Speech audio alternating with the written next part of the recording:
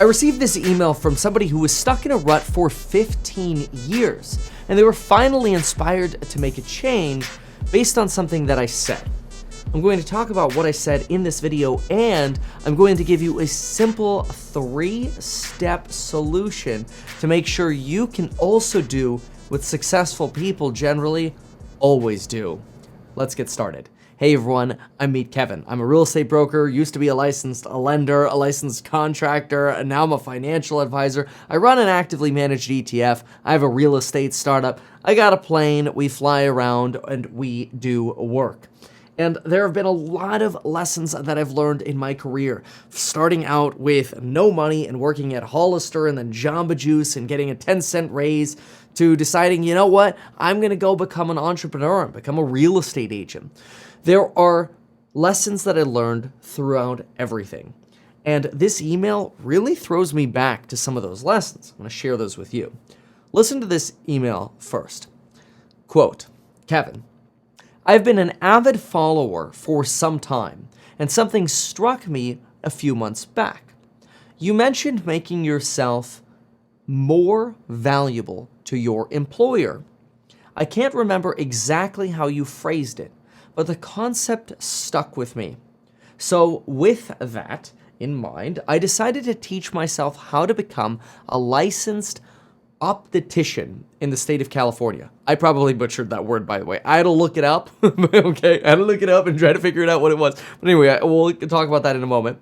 On my own time, while still focusing on my current career.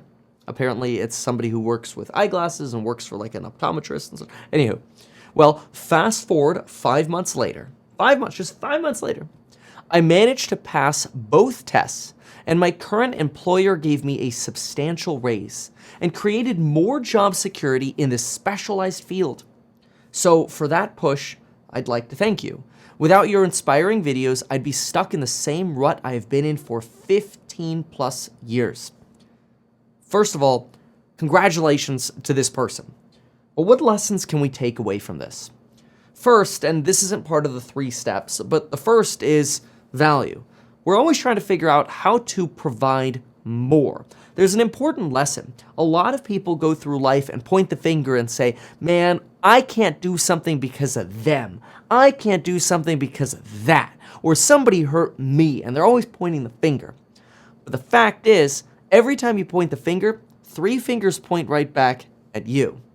In fact, life, in certainly a capitalistic economy, is the more you give, the more you tend to get. For example, on YouTube, I try to provide value for free every single day, and people who like the value I provide often sign up for my programs on Building Your Wealth, link down below. Sometimes people, they want to get an edge in investing in real estate, so they learn everything I know so they can add that to their repertoire. It's like adding a tool to your belt. They want to be a better real estate agent. They want to be able to invest in stocks, or at least analyze stocks the way I do, because even if they learned one thing that got them into a stock that they didn't think could make them a lot of money, maybe then they could pay for themselves or their own education by investing in themselves and learning something from somebody else. Which, by the way, we're working on emails because we've got coupons expiring tonight for those programs on Building Your Wealth, link down below. Still going through some of those emails, so I'm going to keep that live for a little bit longer until we get caught up with the emails. If you want to email us, send us an email at staff@meetkevin.com, but we'll be making that pricing change very soon. But so the rule of thumb here is always, how can you make yourself more valuable? And that is a question all of us should ask ourselves. Sometimes it's not very clear, though, how to figure out how to become more valuable. And this is where I'd like to introduce the 3 things that successful people always seem to do.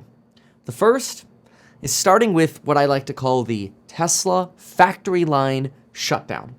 You know how sometimes, especially if you're a Tesla investor, Tesla's like, hey, we're shutting down the factory for a few weeks because we gotta redo the line. And then everybody's freaking out like, oh my gosh, the company's gonna stop making cars. It's gonna be bad for sales, right?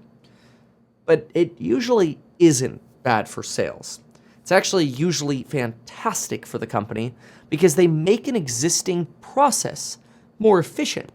They put in more efficient hardware, or they improve and train people in better processes.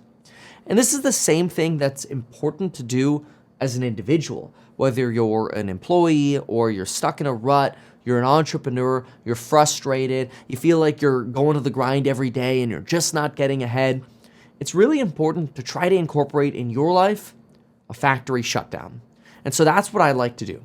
Step one is shut the factory down. Shut yourself down and just clear your schedule. It could be a Friday, Saturday, Monday. It could be a Friday and Saturday. It could be a Friday to Friday. Give yourself at least 2 to 7 days and just clear the schedule. Take a break from your ordinary routines and then combine it with number 2. Write down various goals that you might have.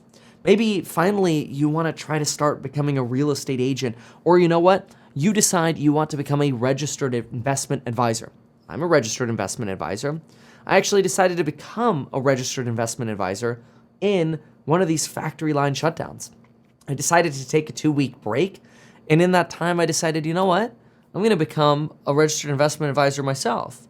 And so within 20 minutes, I was able to go to Kaplan or one of the other websites, and download all the study material or the practice quizzes, and I was on my way within 20 minutes for studying to be a registered investment advisor.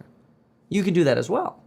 And then, of course, I studied for the rest of the 2 weeks and took the action steps like scheduling the test. And even if you're not going to be 100% ready for the test, take the test. If you fail, retake it in 30 days. But the point is, step 1, take a break. Step 2, make a list of things you think you want to accomplish. Maybe you want to accomplish a licensing test that's going to make you more valuable to yourself or to your employer. Maybe you want to take some kind of moment to just destroy everything in your office or in your bedroom or in your closet, throw it all on a pile and set it up all brand new. And then when you set it up all brand new, now it's put together even better. It's kind of like if you disassemble the factory and you rebuild it, you're always going to rebuild it better and in a way that is more efficient. I did this once before with accounting, for example, just to give you another example. I found I was working with, it was more of a bookkeeper, but I was working with a bookkeeper who just, as much as I tried to motivate them and work with them and train them and have my licensed CPA train them, things just weren't working out. So unfortunately, we helped them move on. And I decided I'm going to recreate the books for all of my businesses. And I gave myself a 2-day break, a Friday and a Saturday. And I only got about 80% done by the end of those 2 days, but I got the books on 16-hour days, 80% done in 2 days. So all of a sudden, I took a break, I set a goal to recreate the books, and even though I didn't achieve the goal, I got so much done within a very short period of time because I boxed myself into, I'm going to get done what I can in this break. And my goal is to take a break, factory line shutdown, create some kind of upgrade. We're going to make a plan. Okay, we're going to do the books. We're going to find a licensing test to take. We're going to find a way to provide more value. We're going to find a way to make ourselves more productive in our day. And then we are going to implement and execute. Actually use that break that you're taking to get done your objectives. Because obviously, if you take a 1-week workation to sort of fix up your factory line, but then you just drink Mai Tais every day and you don't actually get anything done, well, then you fail by default, and that defeats the purpose. So, going back to what this original email inspired me to talk about, how can you provide more value? How can you get out of a rut? Well, sometimes the best way to get out of a rut is just to shut it all down. And as a result, I'm personally going to take a brief shutdown period for my morning live streams. Ordinarily, I like to do market open live streams at around, 4:20 to 5:20 in the morning, and we'll do those for an hour to 2 hours. Then I go into the course member live streams. I'm going to keep doing the course member live streams because that is a very important commitment that I'm always providing more value to my course members. But I need to take a short break from the live streams just to update the factory line, so to speak. So I as well am now going to take a brief break. We're going to shut down the factory lines for a bit.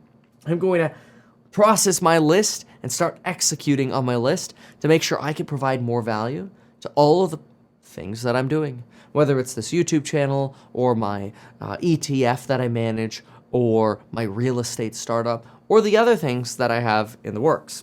These are all very exciting. But for you, I really want you to also be able to get excited about a break. And again, it's not like you're taking a break to go on vacation and do nothing. It is an active break. Shut the factory down and then get to work to make it an even better factory so you can provide more value to either your boss or those around you.